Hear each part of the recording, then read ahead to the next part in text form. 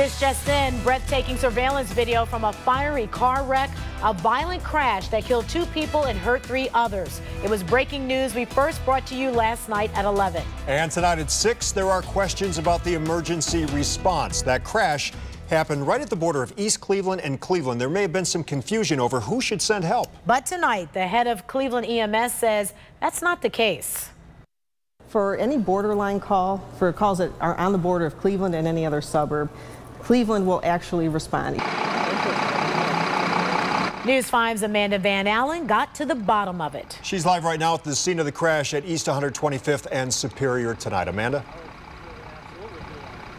When we say on the border, we mean right exactly on the border, right here. This is the Cleveland side, but right across the street from us, the impact was so great, they ended up on the East Cleveland side. Now, I spoke with the EMS commissioner. She tells me that once 911 was called, firefighters came right out and called for backup immediately.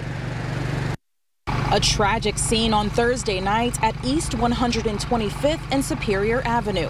According to Cleveland police, 2 people were killed after a speeding car slammed into them and their car burst into flames.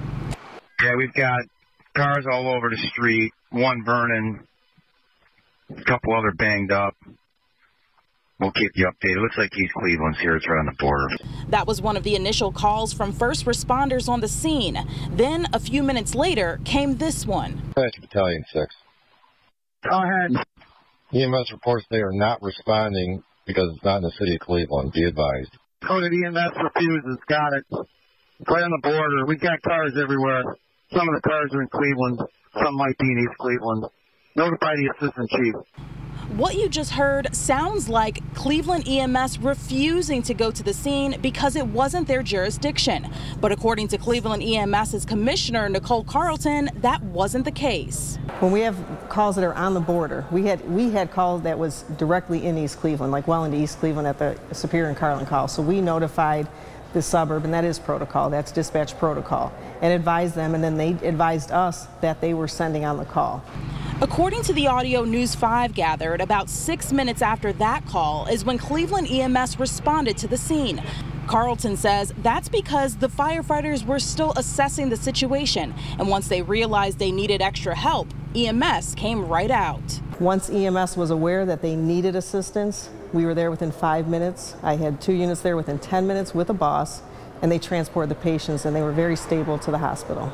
We also found an eyewitness and hero, CJ Delgado. I ran to the car, yanked the man out the car, tried to yank the door open, and wasn't open. I had to jump and stump on the door to break it down and yank the man out and ran him all the way to the gas station. Delgado says he estimates it took the ambulance about 10 minutes to arrive. Did you notice how long it took for ambulance and stuff like that to come? It took a while. Like, it never should have to take that long.